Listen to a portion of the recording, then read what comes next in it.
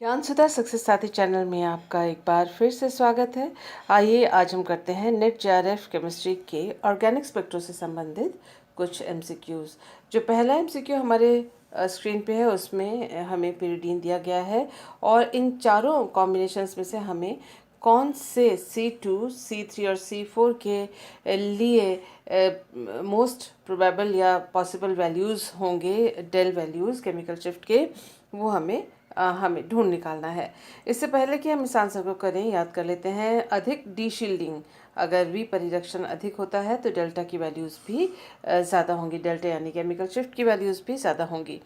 इसके अलावा हमें मालूम है कि नाइट्रोजन और कार्बन एटम्स में से नाइट्रोजन की इलेक्ट्रोनेगेटिविटी ज़्यादा है, जिसकी वजह से उसका -I प्रभाव या इलेक्ट्रॉन आकर्षण करने का जो कैपेसिटी या उसका जो प्रबलता से इलेक्ट्रॉन अपनी ओर आकर्षित कर सकता है, कार्बन और नाइट्रोजन बॉन्ड के इलेक्ट्रॉन्स को अपनी ओर आकर्षित वह कर सकता है। इसके साथ ही हमें मालूम है कि जो इंडक्टिव इफेक्ट होता है वो C2 के ऊपर अधिक होगा, न कि C3 और C4, जो कि उससे ये दोनों एटम्स दूर हैं और इसके साथ ही एक सीध पर भी नहीं है। इसके अलावा जो रिंग है उसमें double bond, single bond, double bond, एक संयुग्मित द्विबंध की क्लोज रिंग चक्र है यहाँ पर, क्लोज्ड रिंग स्ट्रक्चर है यहाँ पर, जिसकी वजह से रेजोनेंस होगा और रेजोनेंस की वजह से जो C2 है और C4 पे प्लस चार्ज आ जाते हैं और जिसकी वजह से जो C2 और जो C4 हैं वो डीशील्डेड हो जाते हैं। लेकिन डीशील्डिंग जो है वो C2 में ज़्यादा इसलिए होगी क्योंकि ये इसके -I प्रभाव के कारण यहाँ पर से इस बॉन्ड के इलेक्ट्रॉन्स जो है नाइट्रोजन की ओर आएंगे, प्लस यहाँ पर प्लस चार्ज भी है। यहाँ पर रेजोनेंस की वजह से प्लस चार्ज आएगा, -Y यहाँ पर उतना प्रबल नहीं है। कुल मिला के हम ये कह सकते हैं कि C2 जो है वो ज़्यादा डीशील्डेड होगा, उससे कम डीशील्डेड 4 होगा और सबसे कम डीशील्डेड जो है वो 3 होगा, यानी डेल का मान सबसे अधिक C2 के लिए होगा, उसके बाद C4 के लिए और सबसे कम डेल का मान जो है वो C3 के लिए होगा, जो कि यहाँ पर जो C ऑप्शन हमें दिया हुआ है उसमें है हाईएस्ट फॉर C2, उसके नेक्स्ट है 136 C4 के लिए और सबसे कम है C3 124। So this is the correct answer. इसको यहाँ पर इस प्रकार से समझाया गया है, रेजोनेंस देख सकते हैं आप यहाँ पर, और इस प्रकार से जो चार्जेस का जो शिफ्ट है उसमें आप देख सकते हैं प्लस चार्ज C2 में और C4 में है, C3 में नहीं है, और -I प्रभाव की वजह से C2 जो है वो ज़्यादा डीशील्डेड है और उसका डेल का मान सबसे अधिक है। इस प्रकार से आंसर C, जो ऑप्शन C है, वो हमारा करेक्ट आंसर है, करेक्ट ऑप्शन है। नेक्स्ट क्वेश्चन को करते हैं। यहाँ पर 31P जो NMR के बारे में पूछा गया है, हाइड्रोजन से वो डीकपल्ड है, यानी यहाँ पर हमें फॉस्फोरस जितने हैं उतने ही यहाँ पर सिग्नल प्राप्त होंगे। इस मॉलिक्यूल को अगर हम देखें तो हमें ये जो ग्रुप्स हैं वो ग्रुप आप देख सकते हैं कि ये, हाँ, ये उभर के आ रहा है, ये बिलो द प्लेन है, ये ऑन द प्लेन है, और हम ये देख सकते हैं कि ये जो PPH2 यहाँ जो फॉस्फोरस है उसकी तरफ ये है CO, और इसके अलावा ये अगर आप फ्लैट इसको करते हैं तो फिर यहाँ पर CO इसके पास है, ये वाला CO इसके, ये जो दोनों CO हैं तल, एक तल के नीचे और एक तल से ऊपर है, और आप देख सकते हैं ये तल, ये जो बॉन्ड है वो तल पर है और इसका CO इस फॉस्फोरस की तरफ है, इसका pH इस फॉस्फोरस की तरफ है। कुल मिला के कहने के का मतलब ये है कि ये और ये दोनों जो फॉस्फोरस हैं उनके आसपास जो केमिकल एनवायरनमेंट है, वातावरण है, वो एक जैसा नहीं है। क्रियात्मक समूह जो हैं उनके आसपास समान दूरी पर नहीं है, इसकी तरफ CO और इसकी तरफ pH है, जिसकी वजह से इन दोनों के जो इलेक्ट्रिक और मैग्नेटिक वातावरण जो है वो एक दूसरे से भिन्न हो जाते हैं और इस वजह से ये अलग अलग संकेत प्रदान करेंगे। तो उसका मतलब दो सिग्नल प्राप्त होंगे, ये फास्फोरस अलग संकेत देगा, ये फास्फोरस अलग संकेत देगा। आई का मान हाफ है तो उसका, और हाइड्रोजन से डिकपल्ड है, हाइड्रोजन इसके अंदर जो है इंटरफेयर नहीं करेगा। इसके अलावा आप देखें कि ये फास्फोरस यहाँ से 2 बॉन्ड की दूरी पे 2J कपलिंग यहाँ पर है, और यहाँ पर 3 बॉन्ड की दूरी पे यानी 3J कपलिंग यहाँ पर हो दोनों कपलिंग होंगी, यानी 2 सिग्नल्स हमको मिलेंगे। और क्योंकि आई का मान हाफ है तो हमको 2 डबलेट मिलेंगे, सिंगलेट नहीं मिलेगा, एक डबलेट नहीं मिलेगा। एक सिंगलेट एक डबलेट यानी सिंगल सिग्नल इसके अंदर नहीं, 2 सिग्नल प्राप्त होंगे। और सिंगलेट इसलिए नहीं प्राप्त होंगे क्योंकि एक दूसरे के साथ ये कपल करेंगे और ये डबलेट देंगे। किस प्रकार से, वो आप देख लीजिए।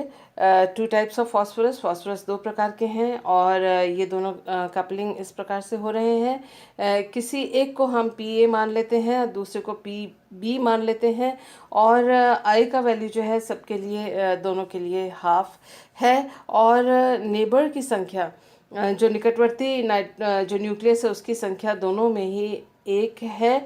और इस तरह से आप इसको जब वर्कआउट करेंगे तो 2 सिग्नल्स यानी एक एक सिग्नल जो है, संकेत जो है 2 में विभाजित या स्प्लिट हो जाएगा, जिसकी वजह से आपको 2 अलग अलग संकेत दोनों स्प्लिट होंगे डबलेट में। तो आंसर हमारा ऑप्शन डी इसमें होगा। नेक्स्ट क्वेश्चन को करने से पहले याद कर लेते हैं कि जो कार्बोनिल फंक्शनल ग्रुप है एक्सक्यूज मी ग्रुप है, उनके अलग अलग जो आईआर में अलग अलग एब्जॉर्प्शंस या संकेत किस पोजीशन पे आते हैं। ये सारे वैल्यूज़ यहाँ पर दिए हुए हैं एल्डिहाइड कीटोन और एस्टर के। ध्यान देने वाली बात यह है कि एस्टर में देखिए 20 से ऊपर के सारे सिग्नल हैं। यहाँ जो कीटोन के लिए अगर एरोमेटिक कीटोन है, याद रखिए कि 1690 सेंटीमीटर इन्वर्स में है। और अगर यहाँ पर एल्डिहाइड है उसका CO स्ट्रेचिंग जो है एरोमेटिक में 1700 पे है। इसके अलावा ईथर्स में CO जो स्ट्रेचिंग है वो एरोमेटिक कंपाउंड के लिए 1040 से लेके 1250 के बीच में एक सिग्नल संकेत आईआर स्पेक्ट्रम में आता है। तो इन सभी बातों को हम ध्यान में रखते हैं। इसके अलावा NMR स्पेक्ट्रम में देखिए कहा जाता है डबलेट ऑफ डबलेट या ट्रिपलेट ऑफ डबलेट या doublet of doublet, triplet of doublet, इस तरह तरह से कहा जाते हैं। सिग्नल्स को कहा जाता है। ये हमने एग्जांपल यहाँ पर दिखाया है डबलेट ऑफ ट्रिपलेट, यानी कोई संकेत पहले 2 में विभाजित हो तो पहला डबलेट, उसके बाद ऑफ ट्रिपलेट, वो एक एक संकेत आगे अगर 3 में विभाजित हो जाता है तो उसको कहा जाएगा डबलेट ऑफ ट्रिपलेट। तो इस तरह से इन संकेतों को कहा जाता है। जब ये तो हमने आपको इसलिए दिखाया ताकि आपको नेमिंग इसकी पता पड़े। जो पहली स्प्लिटिंग है पहला नाम लिखा जाएगा, जो सेकंड स्प्लिटिंग है उसको सेकंड लिखा जाएगा। यहाँ पहली स्प्लिटिंग वो होगी जिसके J का मान ज़्यादा होगा, जिसका J का मान कम होगा वो स्प्लिटिंग जो है वो बाद में होगी।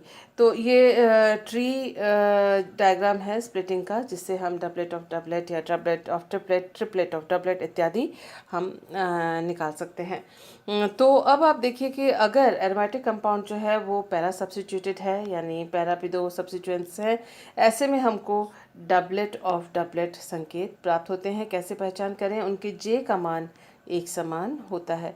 तो इन सभी बातों को अपने ध्यान में रखते हुए आइए देखते हैं अपना next question. The structure of the compound which displays the following spectral data. ये स्पेक्ट्रल डेटा दिए हुए हैं हमारे पास। IR का दिया हुआ है, 1H NMR, 13C NMR का दिया हुआ है हमारे पास, और हमसे पूछा है कि इन चारों ऑप्शंस में से कौन सा हमारा करेक्ट कंपाउंड होगा। देखिए हमने यहाँ पर 1690 देखा है जो कि एरोमेटिक कीटोन के लिए है, और 1100 सेंटीमीटर इन्वर्स है वो ईथर के लिए है। इसीलिए हमने इससे पहले 1-2 स्लाइड पहले इन सभी जो IR जो संकेत हैं उनकी पोजीशंस को हमने याद किया था। इसके ये तो है ही कि ईथर होगा और कीटोन होगा, जो कि यहाँ पर भी कीटो है और यहाँ पर भी ईथर है। तो IR से हमें ये दोनों का हमें चांस लगता है, लेकिन यहाँ जो है वो एस्टर है, एस्टर का यहाँ पर IR से में कोई सिग्नल नहीं है, यहाँ पर भी एस्टर है, उसका सिग्नल नहीं है। तो जो ये दोनों ऑप्शंस हैं, ऑप्शन ए और ऑप्शन बी, उसको हम कैंसिल कर देते हैं। इन दोनों में से हमें एक चुनना है। जब हम NMR 1H NMR देखते हैं तो 1H NMR में देखते हैं कि यहाँ पर एक डबलेट है जो 6.9 पे है और 7.8 पे है, जो कि एरोमेटिक हाइड्रोजन या एरोमेटिक न्यूक्लियस की बात कर रहे हैं। ये चारों के चारों जो कंपाउंड है वो एरोमेटिक ही है। और हम देख सकते हैं कि उनके J का मान 8Z यानी दोनों सेम है। और दोनों कैसे हैं, ये डबलेट है और ये भी डबलेट है, यानी डबलेट ऑफ डबलेट हमें मिल रहा है, जो कि ये इंडिकेट करता है कि ये पैरा सब्स्टिट्यूटेड कंपाउंड हमारा होगा। ये ऑर्थो है इसलिए ये कैंसिल हुआ। और सब बस इतना सा देख के हम ये कह सकते हैं आंसर जो है इसका सी ऑप्शन है। तो इस प्रकार से हम अपने ट्रिक के द्वारा बड़े सिंपली इस क्वेश्चन तक के आंसर तक हम पहुंच सकते हैं। हमने ये देखा कि इसके लिए हमें ये 13C NMR की डेटा को टच करने की ज़रूरत नहीं है, लेकिन 13C NMR का जो डेटा है वो हमें हमारे आंसर जो है उसको सपोर्ट करता है। ये यहाँ पर जो एक्सप्लेनेशन दिया हुआ है वो इस जो हमारा ऑप्शन है उसका हमने यहाँ पर स्ट्रक्चर लिखा। और हमने 13C से ये जो कार्बोनिल कार्बन है 197 पे आएगा, इसको हमने सब सपोर्ट किया। इसके अलावा जो 26 पे ये CH3 आएगा और इसकी वजह से ये हो रहा ये सिग्नल आ रहा है। तो ये दोनों जो चीज़ें हैं वो 13C के जो डेटा है वो इस स्ट्रक्चर को सपोर्ट कर रही हैं। इसके अलावा हमने ये जो CH3 3.8 पे 3 हाइड्रोजन का सिंगलेट है, क्योंकि यहाँ पर कोई हाइड्रोजन नहीं है तो स्प्लिटिंग नहीं होगी। और क्योंकि ये इलेक्ट्रोनेगेटिव ऑक्सीजन के साथ जुड़ा हुआ है तो डीशील्डेड होगा। 3.8 पे CH3 का सिग्नल आ रहा है। इसके अलावा जो है पैरा जो हाइड्रोजन्स हैं उसके लिए ये डबलेट ऑफ डबलेट आ रहे हैं। ये दोनों हाइड्रोजन्स, ये जो 4 हाइड्रोजन्स हैं वो डबलेट ऑफ डबलेट दे रहे हैं। और बाकी जो है हमने यहाँ पर आपको IR के जो वैल्यूज़ हैं उसको यहाँ पर इंडिकेट किया है। तो ये हमने अपने आंसर को सपोर्ट किया। नेक्स्ट क्वेश्चन को करने से पहले याद कर लेते हैं कि IR स्पेक्ट्रम में यदि हाइड्रोजन बॉन्डिंग हो रही है। देखिए यहाँ पर दो तरह की सिचुएशन दी हुई है। एक सिचुएशन में हाइड्रोजन बॉन्डिंग हो रही है और दूसरे सिचुएशन में हाइड्रोजन बॉन्डिंग नहीं हो रही है। कंसनट्रेटेड सॉल्यूशन में मॉलिक्यूल्स जो हैं आसपास अपने पास होंगे, जिससे कि वो हाइड्रोजन बॉन्ड एक दूसरे के साथ मॉलिक्यूल्स आपस में बना सकते हैं, जैसे कि यहाँ पर हमने अल्कोहल को देखा है। यदि डाइल्यूट सॉल्यूशन है, मॉलिक्यूल्स एक दूसरे से काफ़ी दूर होते हैं, जिससे कि वो आपस में हाइड्रोजन बॉन्ड नहीं बना सकते हैं। यहाँ जिस हाइड्रोजन बॉन्ड की बात हम कर रहे हैं वो इंटरमॉलिक्यूलर हाइड्रोजन बॉन्डिंग, यानी दो अलग अलग मॉलिक्यूल्स के बीच में जो हाइड्रोजन बॉन्डिंग होती है वो तभी हो सकती है एक्सक्यूज़ मी, जब जो सॉल्यूशन है वो कंसनट्रेटेड हो और मॉलिक्यूल्स एक दूसरे के पास हो। अब यहाँ जब हम OH स्ट्रेचिंग की बात कर रहे हैं तो OH स्ट्रेचिंग में जब कंसनट्रेटेड सॉल्यूशन हो और हाइड्रोजन बॉन्ड हो रहा हो, ऐसे में ये जो OH बॉन्ड है वो खिंचा हुआ रहता है, क्योंकि वह हाइड्रोजन बॉन्ड में यूज़ हो रहा होता है। इसीलिए इसके स्ट्रेचिंग के लिए कम ऊर्जा की या कम फ्रीक्वेंसी की ज़रूरत होती है। यदि ऐसा OH बॉन्ड है जो हाइड्रोजन बॉन्डेड नहीं है, यानी डाइल्यूट यानी तनु विलयन में है, ऐसे में क्योंकि ये किसी और हाइड्रोजन बॉन्ड के द्वारा खिंचा हुआ नहीं है, इसलिए इसके स्ट्रेचिंग के लिए, इसके तनन के लिए अधिक ऊर्जा की ज़रूरत होती है और फ्रीक्वेंसी का मान भी इसमें हाई होता है।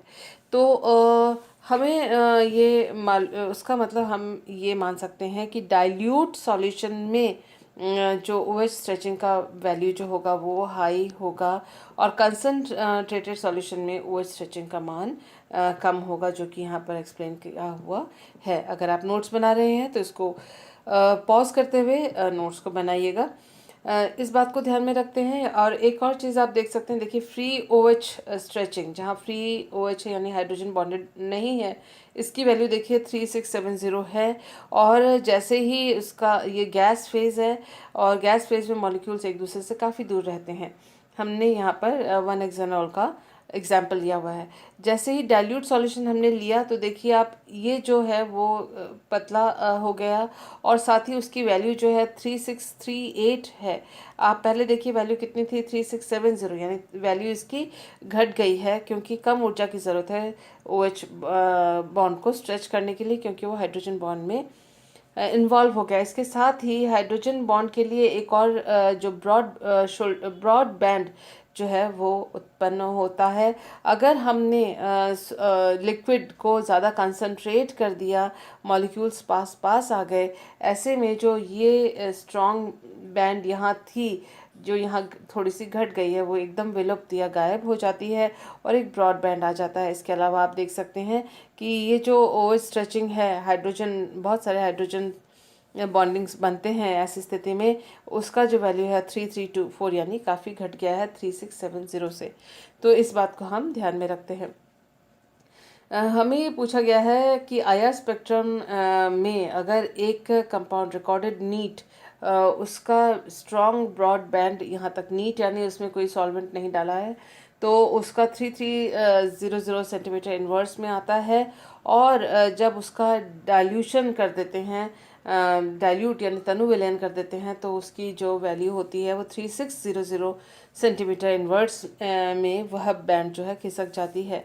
तो उसका मतलब इन चारों में से क्या चीज़ हो सकती है? OH group which is involve in intramolecular hydrogen bonding, यानी OH ग्रुप है, और इंट्रामोलिकुलर यानी एक ही मॉलिक्यूल के अंदर ही हाइड्रोजन बॉन्डिंग हो रही है, जैसा कि जो कि नहीं है। OH group which is involve in intermolecular, यानी दो मॉलिक्यूल्स हैं, उनके बीच में हाइड्रोजन बॉन्ड होने पर ही, डाइल्यूशन पर, डाइल्यूट कर देने पर सॉल्यूशन को, या मॉलिक्यूल्स के आपस में दूर हो जाने पर जो है IR स्पेक्ट्रम जो है वो हायर वैल्यू में आ जाएगी। ऐसी स्थिति तभी होती है जब इंटरमॉलिक्यूलर हाइड्रोजन बॉन्डिंग होती है। टर्मिनल अल्काइन ग्रुप नहीं।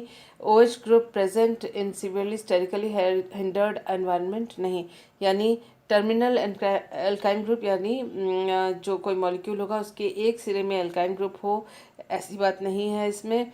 और OH ग्रुप जो है वो OH ग्रुप त्रिविम बाधित हो, ऐसा भी इसमें नहीं है, क्योंकि त्रिविम बाधित होगा तो वो हाइड्रोजन बॉन्ड तो किसी भी स्थिति में नहीं बना सकता, चाहे वो डाइल्यूट हो चाहे वो कंसंट्रेटेड हो। तो इसमें जो हमारा करेक्ट आंसर है that is OH group is involve in intermolecular hydrogen bonding, जैसा कि हमने इससे पहले इसका एक्सप्लेनेशन भी देख लिया था।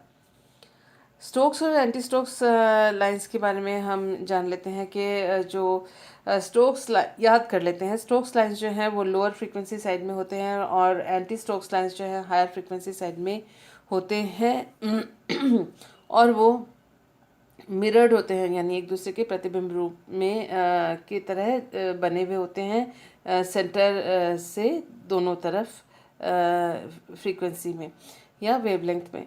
तो स्टोक्स लाइंस जो हैं वो आर मोर इंटेंस, उनका इंटेंसिटी अधिक होती है, तीव्रता अधिक होती है, क्योंकि स्टोक्स लाइंस जो हैं वो वाइब्रेशनल ग्राउंड स्टेट से ताल्लुक़ रखते हैं। ये देखिए कि जो